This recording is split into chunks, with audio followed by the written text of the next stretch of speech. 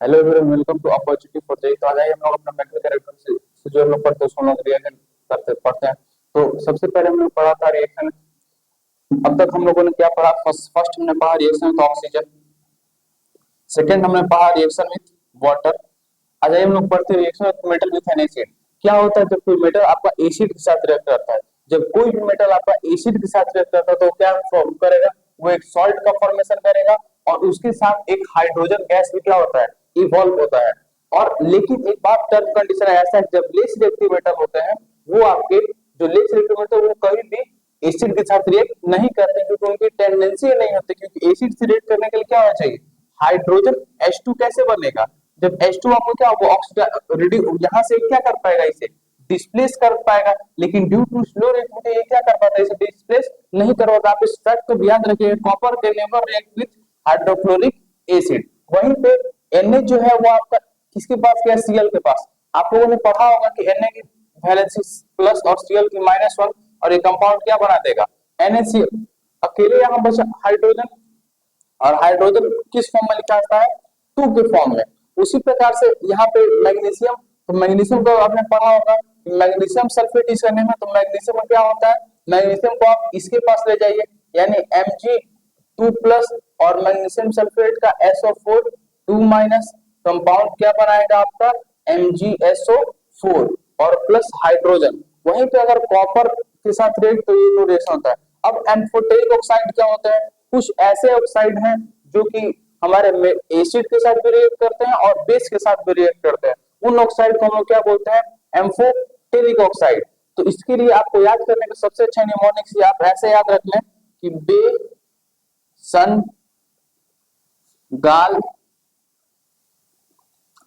ये गा और एस, गाल, जीभ, या आप इसे हिंदी में भी लिख सकते हैं आराम से कि बे, सन, गा, जीभ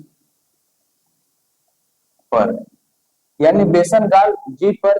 ये आपका निमोनिक्स है एम्फोटेरिक ऑक्साइड का। हमेशा आपको याद रह जाएगा ये कि बेसन गाल जीभ पर। जैसे कि हम लोगों ने रेक्टिविटी से क्या अपना निमोनिक्स को देखा था कि करीना ने कहा माय गॉड टू जेनिफर फिर भी high Q will circulated all day. उसी प्रकार से ये आपका निमोनिक्स है एम्फोटेरिक ऑक्साइड का कि बेसन गाल जीभ पर। उसके बाद आते हैं, अब देखिए कुछ एक इंपॉर्टेंट पॉइंट है कि जो metal lies below reactivity state does not liberate hydrogen gas. तो जो मेटल आपके रिएक्टिविटी स्टेट में नीचे लाई करते हैं वो हाइड्रोजन गैस को इवॉल्व नहीं करते हैं। वो क्या करते हैं? वो कोई भी एसिड के साथ ऑक्सीडाइज होते, जैसे कि सल्फ्यूरिक एसिड है और नाइट्रिक एसिड है, वो ऑक्सीडाइज होकर वाटर का फॉर्मेशन करते हैं, एक मेटल का, या फिर रिडक्शन प्रोडक्ट जो भी बनेगा ऑफ ऑक्सीडाइजिंग एसिड। ठीक है। अब जैसे ऐसे देखा जाए, जैसे कॉपर प्लस सल्फ्यूरिक एसिड, तो कॉपर प्लस सल्फ्यूरिक एसिड, वैसे तो आपने अभी यहाँ पे देखा कि याद रखिएगा कॉपर आपका जो होगा वो हाइड्रोक्लोरिक एसिड के साथ रिएक्ट नहीं करे। अभी हम लोग क्या पढ़ा कि मेटल, आप कभी यहाँ से जल्दबाजी ऐसा ना करें, और ऐसे जल्दबाजी में अपना लीजिए Cu2H2SO4 दैट गिव CuSO4 और प्लस H2। ऐसा जल्दबाजी ना करें आप लिखने में, क्योंकि ये जो रिएक्शन है ये कॉमन एरर आपसे हो सकता है। ये रिएक्शन क्या है? गलत है। तो आप देखें कॉपर प्लस सल्फ्यूरिक एसिड क्या बनेगा? कॉपर सल्फेट तो बनेगा, लेकिन सल्फर डाइऑक्साइड, इसको हम लोग बोलते हैं सल्फर डाइऑक्साइड। Sulphur dioxide. अगर वहीं पे SO3 रहता तो क्या बोलते हैं? Sulphur trioxide. इसको हम लोग क्या बोलते हैं? Sulphur try oxide. ठीक है। एक और इंपॉर्टेंट चीज कि वाटर भी आपका एक दो टाइप में, एक नॉर्मल वाटर का फॉर्मूला क्या होता है? नॉर्मल वाटर का फॉर्मूला होता है H2O, लेकिन जब वाटर वहीं हैवी हो जाए तो हैवी वाटर का फॉर्मूला होता है D2O। ठीक है। आपको अभी आप आगे चल के पढ़ोगे कि आइसोटोप, तो आइसोटोप आप पढ़िएगा कि हाइड्रोजन, प्लूटोनियम, ड्यूटेरियम और ट्रिटियम। हाइड्रोजन का आपका 3 आइसोटोप होता है। ठीक है। और उन तीनों आइसोटोप में एक आइसोटोप क्या आपका एक्टिव है। तो उसी प्रकार से ये आपका हो गया नॉर्मल वाटर का फॉर्मूला, ये आपका हो गया हार्ड वाटर का फॉर्मूला। तो अब आइए हम लोग नेक्स्ट आगे फिर पढ़ते हैं, जब हम लोग डिस्प्लेसमेंट रिएक्शन। उससे पहले आपको ये जानना होगा डिस्प्लेसमेंट रिएक्शन से पहले कि हम लोगों ने जो रिएक्टिविटी सीरीज लिखी थी, जैसे कि हम लोगों ने जो सीरीज को लिखा था उसका यूज क्या है और आपको उसे लर्न कैसे करना है और उसके बिना काम कैसे होगा। तो सबसे पहले हमें ये समझना है कि जैसे कि हम लोगों ने क्या देखा कि करीना ने कार मांगी, ऑल्टो, जेन, फरारी, फिर भी, फिर भी मतलब भी हाय, क्यों, मिनी, सिल्वर प्लेटेड, ऑडी। ठीक है, ये आपका था रिएक्टिविटी सीरीज। अब इसका यूज क्या है डिस्प्लेसमेंट रिएक्शन में, जरा वो मुझे समझना है। तो अब आपका डिस्प्लेसमेंट रिएक्शन में यूज के लिए और ये रिएक्शन कितना आपको मैं क्यों आपको इस सीरीज याद कराया गया था उसका आपको हम लोग सीरीज का रूल देखो। अब जैसे कि अगर आपको कोई ऐसे बोल दे कि सोडियम, यहाँ पे Na, तो सोडियम रिएक्ट विथ AgCl, तो क्या ये रिएक्शन होगा? आप याद रखिएगा कि when an highly reactive metal displace less reactive metal from its salt solution, that is called displacement reaction. When a highly reactive metal displace less reactive metal from its salt solution is called displacement reaction. यानी जब भी कोई एक highly reactive metal जो होता है वो displace करता है लेस रिएक्टिव मेटल को अपने सॉल्ट के सॉल्यूशन से, उसे हम लोग क्या बोलते हैं? उसे हम लोग बोलते हैं डिस्प्लेसमेंट रिएक्शन। तो डिस्प्लेसमेंट रिएक्शन का यूज क्या है? जैसे देखिए अब ये कंपाउंड यहाँ क्या बना देगा? NaCl और प्लस Ag। वहीं पे क्यों फॉर्मेशन है? क्योंकि आप देख पा रहे हैं सोडियम कहाँ आ रहा है? ऊपर आ रहा है, तो इसलिए हाई रिएक्टिव होगा। और Ag कहाँ आ रहा है? नीचे आ रहा है, तो ये क्या होगा? लेस रिएक्टिव होगा। लेकिन अगर इसी रिएक्शन को ऐसे फॉर्म में लिखा जाए Ag प्लस NaCl, तो आपने क्या याद किया था? When an highly reactive metal displace less reactive metal, ये क्या है? ये तो खुद एक लेस रिएक्टिव मेटल है, वहां उल्टा नहीं होता है। जैसे डिस्प्लेसमेंट डिफाइन में क्या है कि हाईली रिएक्टिव जो मेटल है वो किसे डिस्प्लेस करेगा? हाईली रिएक्टिव मेटल किसे डिस्प्लेस करेगा? लेस रिएक्टिव को। लेकिन लेस रिएक्टिव जो मेटल है वो आपका हाईली रिएक्टिव मेटल को डिस्प्लेस नहीं करेगा। यानी कि जब आपके सामने जब भी कोई Ag प्लस NaCl दे, तो आप हड़बड़ा के ये ना लिख दें कि AgCl और प्लस Na, ये जो रिएक्शन है वो आपका ऑकरेंस नहीं करेगा। यानी Ag प्लस NaCl का रिएक्शन होगा ही नहीं। यानी ये रिएक्शन सही है, लेकिन अगर इसे इस फॉर्म में लिखे तो वो रिएक्शन क्या हो जाएगा?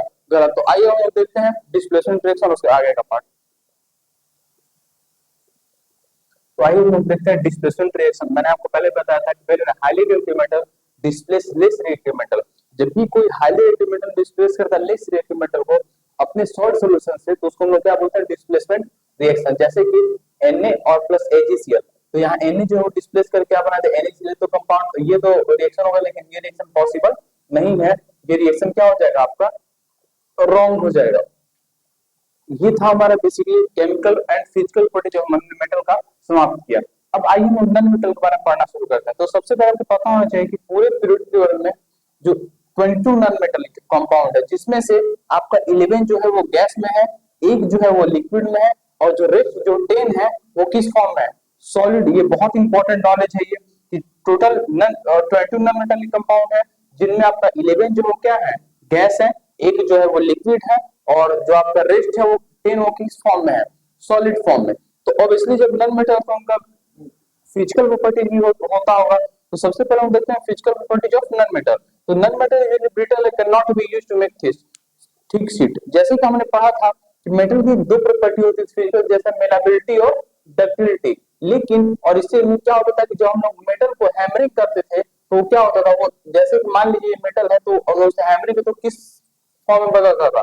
थिन शीट में बदल जाता था। और इसी प्रॉपर्टी को हम क्या बोलते थे? मेलेबिलिटी। और याद होगा आपको डक्टिलिटी, यानी मेटल को एक पतले से तार में बदल जाए उसको हम क्या बोलते थे? डक्टिलिटी। लेकिन जो नॉन मेटल होता है उसमें ऐसी कोई प्रॉपर्टी नहीं होती। जैसे कि आप देख सकते हैं सबसे अच्छा आपके सामने नॉन मेटल आपके सामने पड़ा हुआ है कोक या फिर कोल। सबसे अच्छा कोल। अगर आप कोल पे हैमरिंग करें तो क्या होगा? वो क्या पतले शीट में बदलेगा? नहीं, वो छोटे छोटे का टुकड़ों में बढ़ जाएगा। ठीक है, ये एक सबसे इंपॉर्टेंट पहली प्रॉपर्टी है नॉन मेटल की। Second, non metal usually do not have lustre. Non metal के पास कोई चमक नहीं। जैसे कि आपने देखा था गोल्ड हो गए, सिल्वर हो गए, ये सब के पास क्या है? अपना लस्टर है। लेकिन जो नॉन मेटल है उनके पास अपना कोई भी लस्टर नहीं होगा and can not have polish surface. और उनका सरफेस जो भी क्या होता है वो पॉलिश नहीं होता, लेकिन उसमें भी एक एक्सेप्शन है। ग्रेफाइट एक non metal, iodine sorry graphite and iodine दोनों है, उनमें क्या है, ग्रेफाइट और आयोडीन दोनों है जिनमें क्या उनका अपना लस्टर है।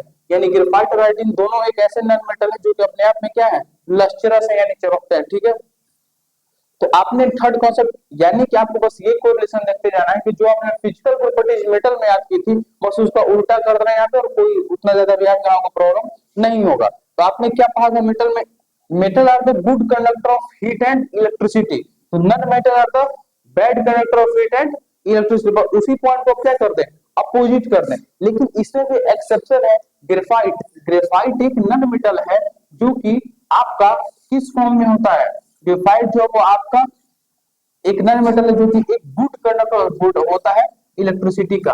गुड कंडक्टर का मतलब क्या है, आपने देखा अगर पेंसिल, पेंसिल का जो वो ब्लैक वाला पार्ट करते हैं हम लोग नोट करते हैं या लिखने में मदद करता है, वही होता है आपका क्या, वहां पे ग्रेफाइट होता है, और वो काफी गुड कंडक्टर होता है किसका, इलेक्ट्रिसिटी का।